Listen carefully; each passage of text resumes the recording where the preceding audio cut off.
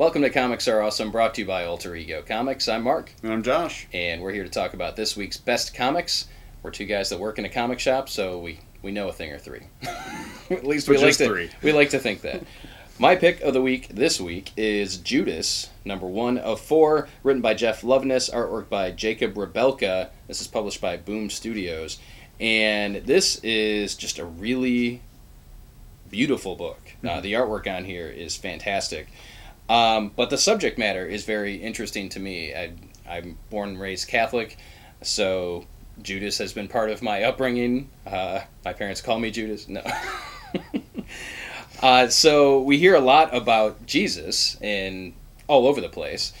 We don't hear so much about Judas, and this is an interesting tale. And there are quotes from Scripture in here, kind of guiding us through the story, and the pitch for the book is learning more about the man who gave his life for all, and it wasn't Jesus. So this is about Judas, and I think it's off to a great start, very interesting. Those of you that are interested in religion would totally appreciate it, or if you're just interested in a good story with beautiful artwork. So it's a 4-issue miniseries from Boom. I don't know what else to say about it. You have anything to add? I would say actually it might be just as interesting or more interesting for people who are not interested in religion or actively disinterested in religion, because a lot of the things that you call into question, when you're questioning your faith, are things Judas asks himself. Was I born into this situation? Did I have a choice? If God is there, why did he let this crap happen to me? It's really good. I was very impressed. Jeff Loveness, that name sounds familiar. He wrote Nova. Okay. Cool. The last run Nova. On Nova, maybe the last. He's done a lot of stuff over at Marvel, but yeah. So both of us really liked Judas, which sounds weird now that it's coming out of my mouth. But you should totally check it out. My pick of the week this week is Gotham City Garage number 5, written by written by Colin Kelly and Jackson Lansing, with art by Carmine Canero, or possibly Canero.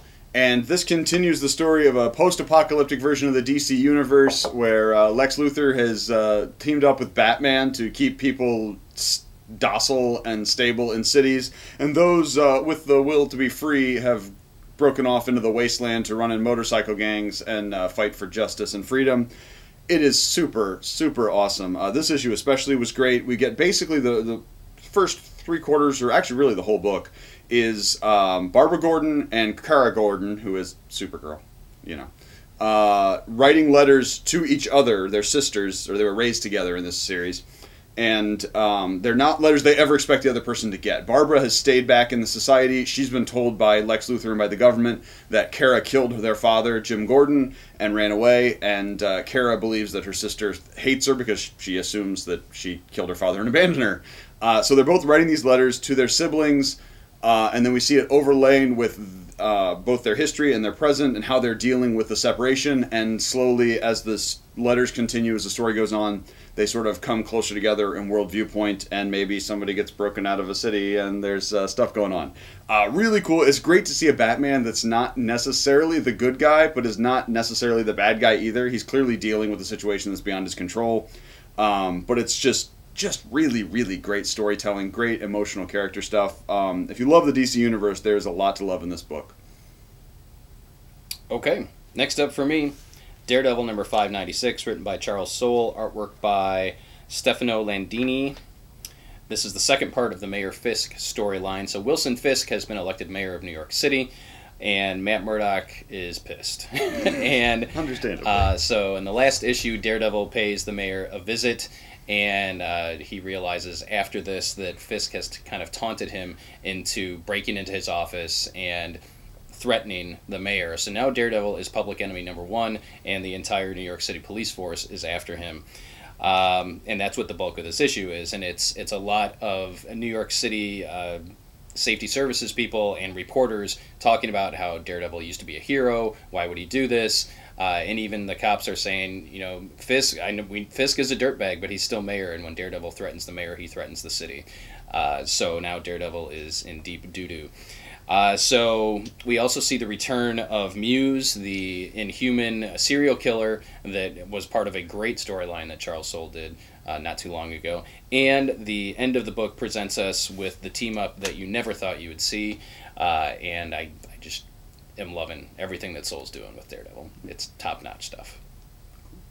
Next up for me from Aftershock, Monstro Mechanic, written by Paul Allore with art by Chris Evan-Huys. Gesundheit. And they are co-creators on the series. Basically, this is the story of Leonardo da Vinci that you didn't learn in school about how he built marvelous mechanical weapons for the Medicis and for the Pope in their kind of war for the struggle of Italy and for all of Europe, really. It is super great. Obviously, it's tongue firmly implanted in cheek.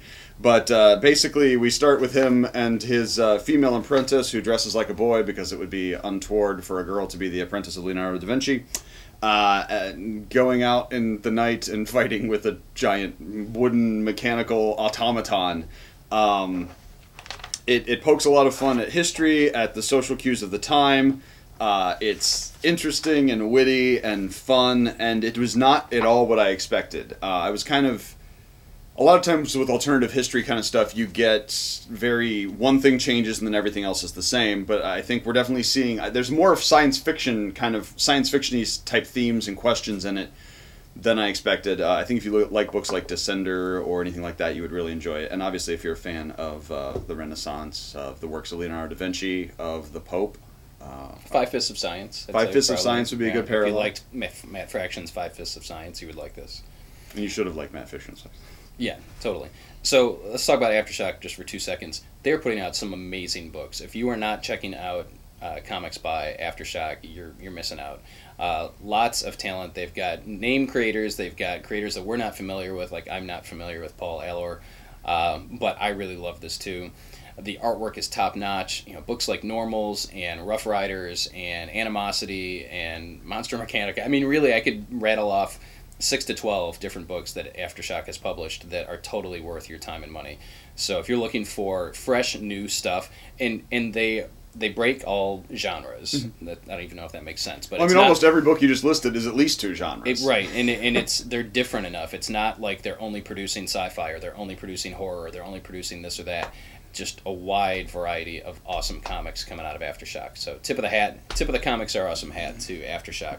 Finally, for me this week is Grave Trancers #1 from Black Mask. This is written by our pal Mark L. Miller, not to be confused with Mark Millar, who is the Scotsman who did Red Sun in Civil War and Kick-Ass.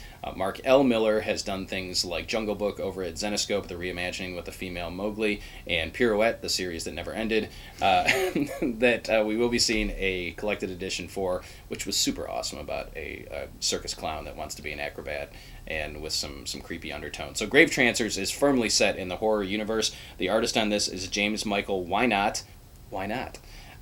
This is about a brother and sister who are looking for some closure. They have discovered the final resting place of their father, who was not Father of the Year, so they take a road trip to, I guess, again, get some closure. And they end up in this very creepy cemetery that also is a funeral home and a church, and they have everything you need. It's your one-stop shop to be buried. And the whole premise of the book is that the gas that a body gives off when it's being cremated or burned or whatever, if inhaled, will give you hallucinogenic powers or will give you some other stuff. You want to chime in? No, you're getting it. Because that's what the gas, if you look at the cover, there's a bunch of needles with gas coming out of it, and a girl with a gas mask. So the characters, the brother and sister, are very engaging characters. There is a lot of creepy stuff that happens in here, so if you are a horror fan, this is a must-buy. And I'm glad to see Mark continuing to produce some awesome content. So there you go. Grave Trancers #1 out today from Black Mask Studios. Yes, Black Mask. Not reliable in publishing schedule, but most of their books are very good.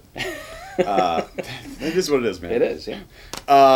Just a bunch of stuff that's still awesome. Punisher 219 continues the Punisher War Machine. Frank Castle, War Machine Armor, written by Matthew Rosenberg, who did For Black Mask, Four Kids Walk Into a Bank, which is and awesome. That one with superpowers. Yes. We Can Never Go Home. We Cannot Go Home. Super great. I was surprised how much I enjoy this. Punisher is very hit or miss for me. Really like it. Only Wolverine 28. Tom Taylor. It is the most enjoyable book every month when I read it. Nothing will make me smile like all new Wolverine. And Mr. Miracle does not make me smile. It makes me sad, and it makes my heart hurt, but in a good way. Tom King's magnum opus. I'm just going to read what the Nerdist has here on the pull quote. This brilliant comic feels like nothing else on the stands. New and haunting vision of DC's new gods that will leave you begging for more.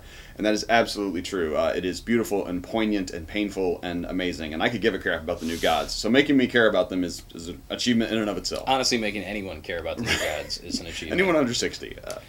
In the collected edition realm, new and graphic novel this week, Peter Parker, The Spectacular Spider-Man, Volume 1, written by Chip Zdarsky, art by Adam, Andy, which one? Adam Kubert. So this book is incredible. Zdarsky, if you're familiar with his artwork and his letter columns and Sex Criminals, he has an amazing wit, and he brings that to Peter Parker, The Spectacular Spider-Man. This is a companion book to The Amazing Spider-Man by Dan Slott, but a little lighter in tone, a little more of the familiar, I don't know, happy-go-lucky, but also down on his luck Peter Parker, with a lot of humor, some guest appearances, and it picks up the storyline that Mark Waid started with Peter Parker's kind of sort of sister Teresa in the original graphic novel Kingpin, perhaps. I don't remember what it was called. But the what? The original graphic novel that introduced Teresa. Spider-Man Family Affair? Family Values? Family Affair? Family was in there, definitely. Mr. French was there. Kingpin was Mr. French, yes. Obviously. And if you get that reference, give us a thumbs up. Also out this week. Also out this week, we've got Misfit City Volume 1 from the Boombox imprint. This is sort of an all-female version of Goonies in a world that's aware of Goonies, or a suspiciously Goonies-like thing. Very fun, very light. If you like Giant Days, Lumberjanes, Goonies, if you like Goonies, obviously, it's super great. Lots of fun. Nice pull quote from Entertainment Weekly on the cover. So. Yes, danger brings out the best in everyone, making Legally Blonde Ryder Smith's comic book debut not one to miss. We should point out it's written by the writer of Legally Blonde. I suppose that would make sense. And we did point that out, I believe, when the single issues were coming out. I don't remember that, but we may have. That was a long time ago. We're rushing through because we got started a little late today. We do have to open the shop and sell some comics, so we hope that you head out to your local comic shop and support them. Buy comics that are awesome. And if you like this week's episode, give us a thumbs up. Make sure you subscribe to be kept in the loop when we add new episodes. And join our private Facebook group where we continue the conversation and everybody kind of shares what they think is awesome. As always, we appreciate you watching, and we'll see you again real soon. Booster Gold!